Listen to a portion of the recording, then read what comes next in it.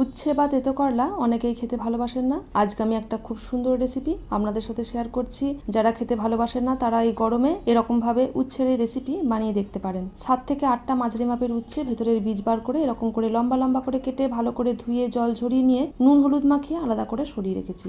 এবারে বড় টেবিল চামচের 1 চামচ পোস্ত, ছোট চামচের 1 চামচ কালো সর্ষে প্রথমে শুকনো গুঁড়ো করে এর মধ্যে সামান্য জল দিয়ে একটা পেস্ট বানিয়ে আলাদা করে সরিয়ে রাখবো।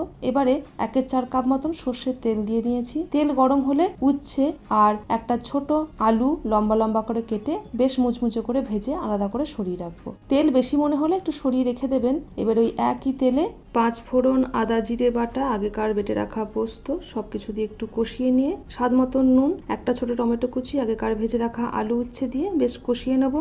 1/4 কাপ জল দিয়ে এটাকে লো থেকে মিডিয়াম আঁচে 2 থেকে 3 মিনিটের জন্য সেদ্ধ হতে দেব। ভালো করে সেদ্ধ হলে গরম গরম ভাতের সাথে পরিবেশন করুন।